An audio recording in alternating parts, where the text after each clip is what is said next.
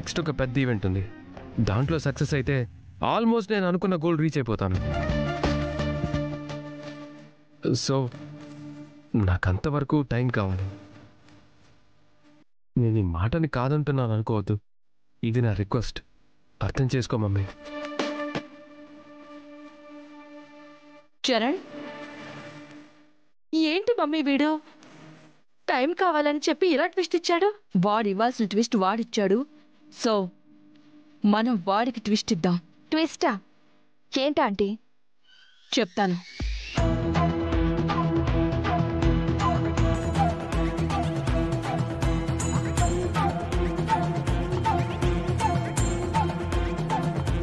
Hello ఝాన్సీదేవి గారు. Hello Sumalatha గారు, చెప్పండి. మా అబ్బాయికి మీ అమ్మాయికి పెళ్లి చేద్దామని మీరు ప్రపోజల్ తీసుకొచ్చారు కదా, దానికి మీరు కూడా ఒప్పుకున్నారు కదా? ఎస్, ఒప్పుకున్నాను. అదే ఇప్పుడే వాళ్ళిద్దరికి పెళ్లి చేసేద్దామని ఫిక్స్ అయ్యాను. అందుకే మీకు ఫోన్ చేశాను. అంటే మీరు చెప్పేది నిజమా? వెంటనే వాళ్ళకి పెళ్లి చేస్తారా? అవును. మరి చరణ్కి చెప్పారా? చెప్పాను, కానీ కెరియర్లో ఎదిగే వరకు చేసుకోను, కొంచెం టైం కావాలని కండిషన్ పెట్టాడు. పెళ్లి చేద్దామని మీరు చెప్తున్నారు, కండిషన్ పెట్టాడు మావాడు అని మీరే చెప్తున్నారు. వాడు కండిషన్ పెడితే సొల్యూషన్ నా దగ్గరుంది. వీళ్ళిద్దరి పెళ్లి జరగడానికి నా దగ్గర ఒక ప్లాన్ ఉంది.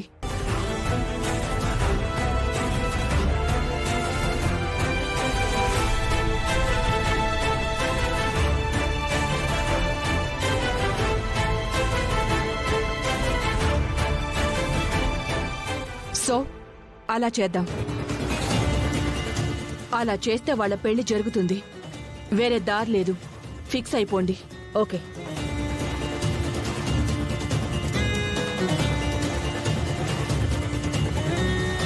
నాన్న కదూ, నా బుజ్జి కదూ, తాగితే బాగుంటుందిరా. కొంచెం తాగునా? నాకొద్దు బామ్మ. మా నాన్న కదూ, కొంచెమేరా. హే, పిచ్చిదాల్లాగా ఎందుకలా నవ్వుతున్నావు? చిన్న పిల్లోడ్లా నువ్వు చేస్తున్న చేష్టలు చూసి. చూడమ్మా, వీడు కడుపు నొప్పి వస్తుంది అంటున్నాడు, భోజనం చేయను అంటున్నాడు. కొంచెం ఈ కషాయం తాగరా, కడుపు నొప్పి పోతుంది అంటే వద్దు అంటున్నాడు. ఏ తాగొచ్చు కదా? ఆహా, నువ్వు చెప్తే తాగాలా? కషాయం చేదుగా ఉంటుంది, అందుకే నేను తాగను. చేదుగా ఉంటే ముందు నీ కడుపులో ఉన్న ప్రాబ్లం పోతుంది కదా, అది మంచిదే కదా.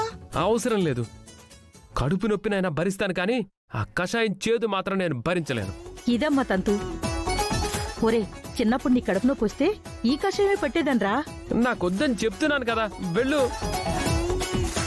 తనంతలా వద్దంటుంటే ఎందుకు బామ్మగారు బలవంతం చేస్తున్నారు? నువ్వు కూడా అలా మాట్లాడతావేంటి? ఏదో ఒకటి చేసి వాడికి తాగించకపోతే కడుపు నొప్పి ఎలా పోతుంది?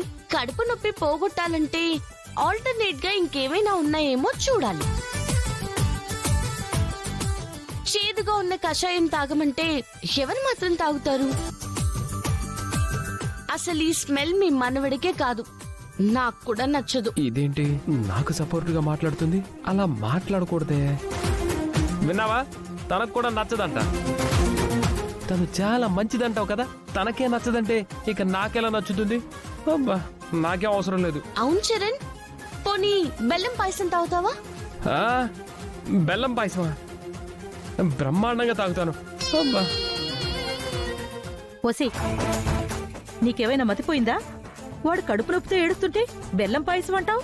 బామ్మగారు, కషాయంతోనే కాదు బెల్లంతోనూ కొన్ని ప్రాబ్లమ్స్ క్లియర్ అవుతాయి.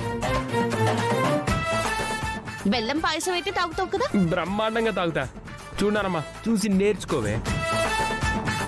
ఆల్టర్నేటివ్ అయినా ఉందేమోనని చూడాలి. ఇలా చేదు కషాయాలు పోసేయటం కాదు. సరే బామ్మ, మీరండి.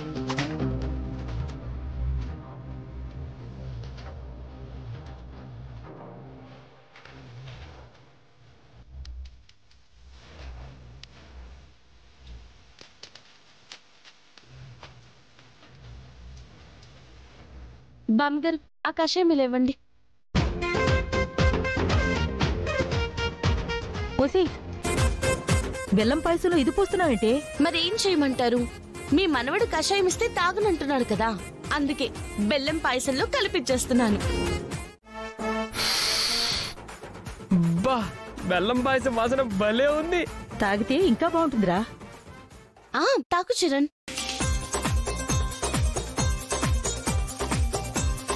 ఇది తాగేలా లేదే, తినేలాగుంది. సరే ఏదో కుచ్చి, కడుపు నొప్పి అదే పోతుంది, నాది హామీ.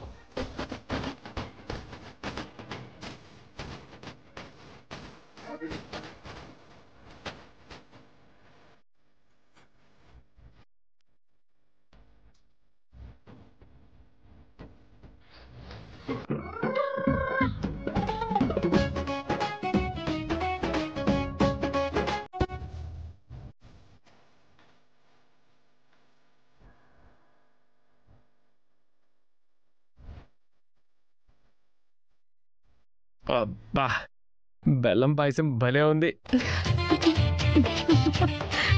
మామ, కడుపు నొప్పులు కాళ్ళ నొప్పులకి ఇలాంటి ఆల్టర్నేటివ్స్ ఏమైనా ఉంటే ప్లాన్ చేయవే.